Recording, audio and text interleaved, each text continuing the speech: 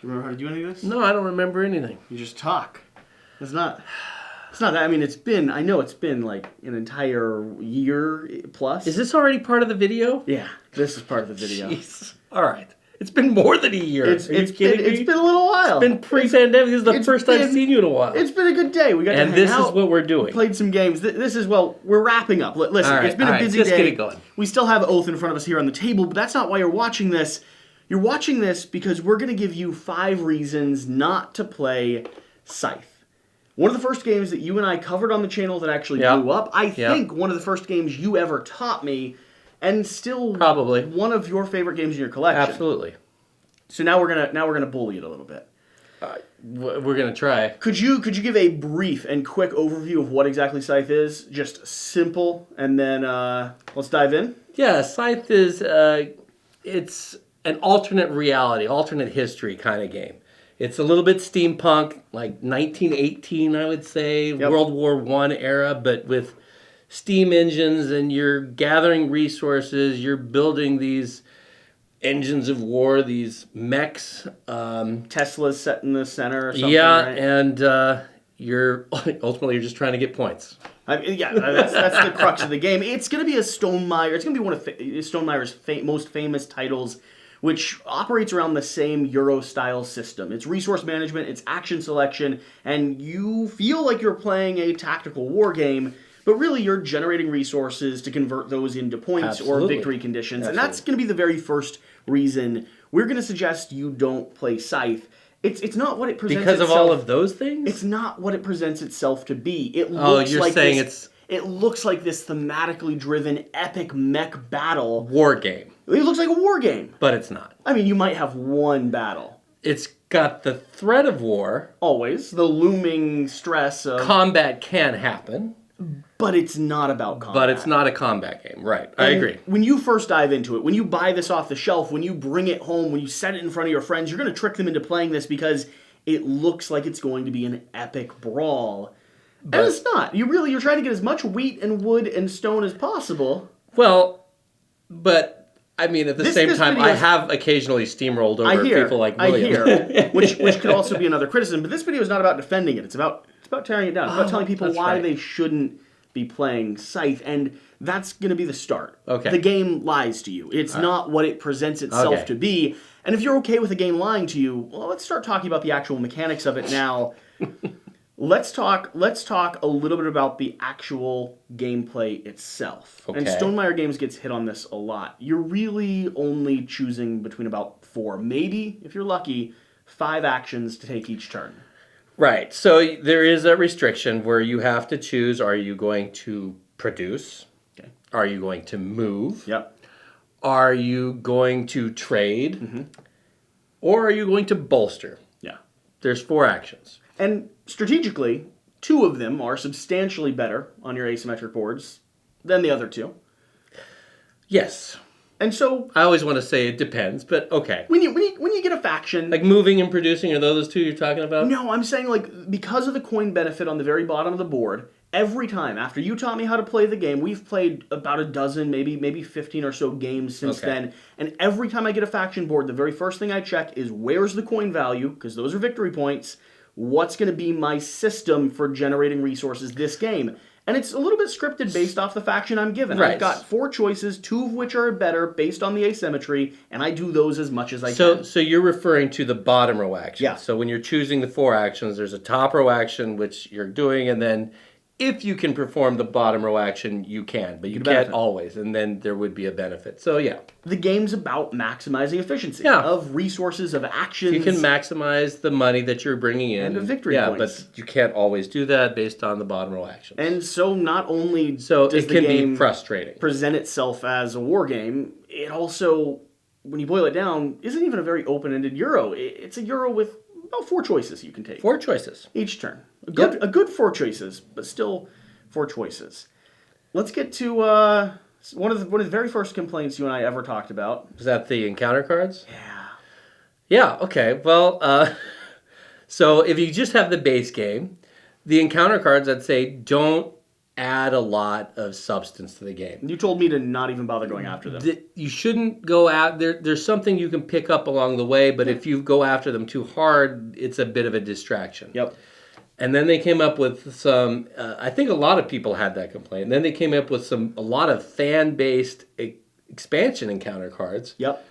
Which you just shuffle into your deck, right? Yeah, which sort of take it the other direction, where all of a sudden you have these potentially game-breaking cards that come in there and they can make you pull your hair out. I've seen a couple of, like the first time I used them, the guy pulled one out and burned down the factory, and I just wanted to scream because... It's the swing from mild resource generation and not really like nondescript cards that you stumble across and are good, to this could change the course of who wins based off of who pulls a card. And every time we've played... Possibly. And it's not every single one, but every time we've played... It's a little more gamble. You've mentioned... I can't decide if I want to de-shuffle those cards. That's true. It's true. I mean, and you haven't yet. I haven't. I do like the unpredictability. But you do mention it. Every single time we sit down and play. Next point. Next follow-up point. Your best game. The game where you feel like you've bolstered the most, you've generated the most workers, you're getting all the resources possible. The game where you even put the 6th star on the map, triggering endgame, doesn't mean you win. Yeah, so if you did the bolster to get to the 16 where you put a star, and if you did the research and you put a star. And military might, you fought everyone, you took control of the board. Yeah, so getting those stars for achieving those achievements. Yeah. In-game goals, objectives. Those are worth points. Yeah. And they're valuable, but not to be undersold is the area control. I had a single game against you. Was it 4 stars in one turn that I put down on the board? I think you put down 5. It was an absurd amount of stars. I've never seen it before or since. And I lost to you based off of just, I believe, a coin or two or a gamble. I think it was a gamble at the time. So that comes back to those encounter cards. Because there was a coin flip. Here's the crux of it. Every single time I sit down to play Scythe, I have to make a decision between, do I want to play the experience? Do I want to take the journey of the game? And this was through the Rise of Fenris and everything. Do I want to play the experience of the game, or do I want to focus on winning by the end of it? And in the last 2 rounds or so, when you see that final star going out, it has to shift from this economic engine, from this story you're telling, this narrative you're crafting, to... how do I spread as fast as I can, gain as much land as possible, and really ruin my civilization in an attempt to just have victory points for the end of the game? These are why some people would not like the game, right? Because there are also reasons why some people might love the game. No, of course. And myself. There's a few of them watching this thinking like, oh, wow, that's a good reason to play. But for me, it really is a decision. Like, I don't think it fits. At some point, you have to say, do I need to just forego everything I'm working on and spread just to score to score points? Yeah, that's a decision you have to make. Assuming that someone's going to trigger an calculated decision. Yeah, it is. It's a calculated choice, but it's a choice that leans much more towards victory point efficiency than it does the narrative that Scythe's telling. And then finally, the last criticism you had that we were talking about, player counts. Yeah. So, I mean, I've heard some people complain that it doesn't play as well at lower counts. Sure. I completely disagree, but I might say that if at larger player counts, it can drag a little bit. If you have someone that's like biting their nails and not able to choose between those 4 choices. If you've got a lot of new players, and because it's a little bit of a heavier lift.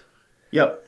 And so a lot of people might have trouble digesting that first couple of games, and so it can stretch out the time. So you've typically taught one person at a time.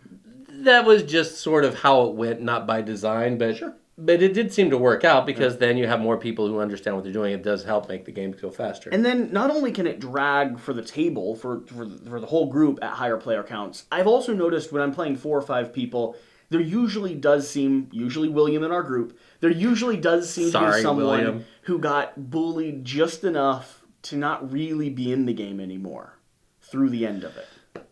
I suppose, yeah, it's absolutely possible to be put in a longer game, this is always going to be a criticism where you've been hit in a way that you shuts it down. You're going to have a very hard time making a comeback, and then you have to sit there in the course of the game and just watch it. Now, that can happen. I think it's not as common, but yeah, that can certainly happen. I mean, Rise of Fenris was how many episodes?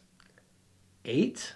And that's the campaign. I'd say the expansion. Least 4, maybe 5 of them, William felt out of the game by midway. There was one he was 100% eliminated very early on. So that's going to be the collection of lists. Now, I am super thrilled to be able to get you back on the channel. I'm glad to be here. We were rushing to get Miss you guys in front of this. But here's what we do, because I'm assuming you don't know. On these 5 reasons not to play videos, I'm usually doing them around games that I either have a personal affection for, or, I mean, where does this rank for you? Is this number 1? I know it's top 5. Of Scythe? Like Scythe. Where does it rank in your games library? It's like my go-to game. It is probably it's the game I've played the most. It's the game I'm most familiar with.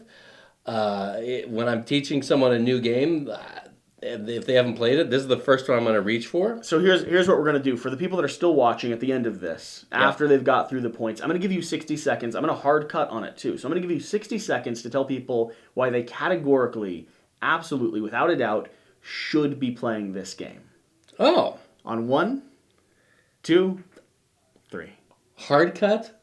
So I can think about this now. No. I mean, I'm cutting when we cross that 60-second line. You're eating into your time. I'm already doing jeez.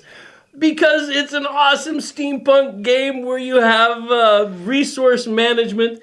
You've got the threat of war. It's a Cold War kind of game. And then, hey, maybe you can run in there and steal all of William's resources and send all his workers back to square one.